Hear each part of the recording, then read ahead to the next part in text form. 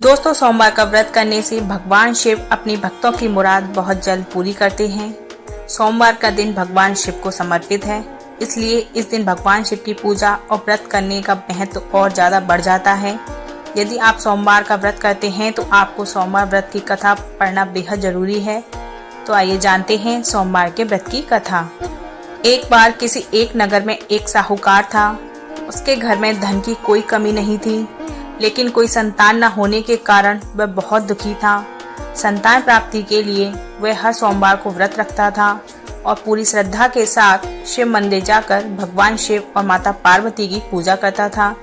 उसकी भक्ति देखकर एक दिन मां पार्वती प्रसन्न होकर भगवान शिव से साहूकार की मनोकामना पूर्ण करने का निवेदन किया। पार्वती जी के आग्रह पर भगवान शिव ने कहा, हे पार्वती, इस संसार में हर प्राणी को उसके कर्मों का फल मिलता है और जिसके भाग्य में जो हो उसे भोगना ही पड़ता है।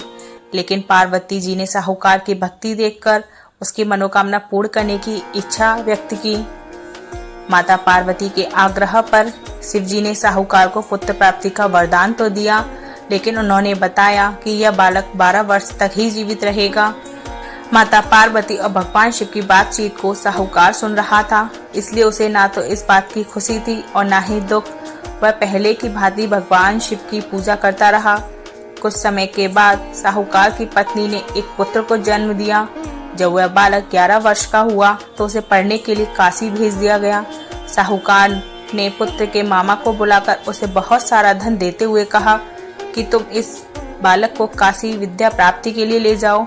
तुम लोग रास्ते में यज्ञ कराते जाना और ब्राह्मणों को भोजन दक्षिणा देते हुए जाना। दोनों मामा भांजे इसी तरह यज्ञ कराते और ब्राह्मणों को दान दक्षिणा देते काशी नगरी निकल पड़े। इस दौरान रात में एक नगर पड़ा, जहां नगर के राजा की कन्या का विवाह था। लेकिन जिस राजकुमार से उसका विवाह होने वाला था वह एक आंख से काना था। राजकुमार के पिता ने अपने पुत्र के काना होने की बात को छुपाने के लिए सोचा, क्यों ना उसने साहूकार के पुत्र को दूल्हा बनाकर राजकुमारी से विवाह करा दूं। विवाह के बाद इसको धन देकर विदा कर दूंगा और राजकुमारी को अपने नगर ले जाऊंगा। लड़के को दूल्हे के वस्त्र पहनाकर राजकुमारी से विवाह करा दिया गया। साहूकार का पुत्र ईमानदार था, उसे यह बात सही नहीं लगी, इसलिए उसने अवसर पाकर राजकुमारी के दुपट्टे पर लिखा कि तुम्हारा विवाह तो मेरे साथ हुआ है, लेकिन जिस राजकुमार के संग तुम्हें भेजा जाएगा वह एक आंख से काना है। मैं तो काशी पढ़ने जा रहा हूँ। जब राजकुमारी ने चुन्नी पर लिखी बातें पढ़ी तो उसने अपने माता पिता को यह बात बताई। राजा ने अपनी पुत्री को विदा नहीं किया, फिर बारात वापस चली गई। दूसरी ओर साहूकार का लड़का और उसका मामा काशी पहुँचे और वहाँ जाकर उन्होंने यज्ञ किया। जिस दिन लड़का 12 साल का हुआ उस दिन भी यज्ञ का आयोजन था। लड़के ने अपने मामा से कहा कि मेरी तबीयत कुछ ठीक नहीं है। मामा ने कहा कि तुम अंदर जाकर आराम कर लो। शिव जी के वरदान अनुसार कुछ ही देर में उस बालक के प्राण निकल गए। मृत भांजे को देख उसके मामा ने विलाप करना शुरू किया।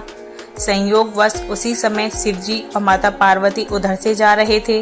पार्वती माता ने भोलेनाथ से कहा, स्वामी, मुझे इसके रोने के स्वर सहन नहीं हो रहे, आप इस व्यक्ति के कष्ट को अवश्य दूर करें। जब शिवजी मृत बालक के समीप गए तो वह बोले कि यह उसी साहूकार का पुत्र है जिसे मैंने 12 वर्ष की आयु का वरदान दिया था। अब इसकी आयु पूरी हो चुकी है। लेकिन मातृ भाव से विभोर माता पार्वती ने कहा कि हे महादेव, आप इस बालक को और आयु देने की कृपा करें, अन्यथा इसके वियोग में इसके माता पिता भी तड़प तड़प कर मर जाएंगे। माता पार्वती के पुनः आग्रह पर भगवान शिव ने उस लड़के को जीवित होने का वरदान दिया। शिव जी की कृपा से वह लड़का जीवित हो गया। शिक्षा पूरी करके लड़का मामा के साथ अपने नगर की ओर वापस चल दिया। दोनों चलते हुए उसी नगर में पहुंचे जहां उसका विवाह हुआ था। उस नगर में भी उन्होंने यज्ञ का आयोजन किया। उस लड़के के ससुर ने उसे पहचान लिया और महल में ले जाकर उसकी खातिरदारी की और अपनी पुत्री को विदा किया। इधर साहूकार और उसकी पत्नी भूखे प्यासे रहकर बेटे की प्रतीक्षा कर रहे थे।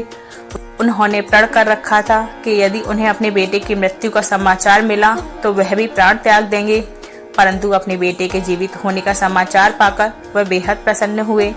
उसी रात भगवान शिव ने साहूकार के स्वप्न में आकर कहा, मैंने तेरे सोमवार के व्रत करने और व्रत कथा सुनने से प्रसन्न होकर तेरे पुत्र को लंबी आयु प्रदान की है। इसी प्रकार जो कोई सोमवार व्रत करता है या कथा सुनता और पढ़ता है उसके सभी दुख दूर हो जाते हैं और सभी मनोकामनाएं पूर्ण होती हैं। बोलिए शंकर भगवान की जय। दोस्तों, अगर आपको कहानी अच्छी लगी हो तो वीडियो को लाइक और चैनल को सब्सक्राइब जरूर कीजिएगा। मिलते हैं ऐसी एक और वीडियो के साथ, तब तक के लिए धन्यवाद।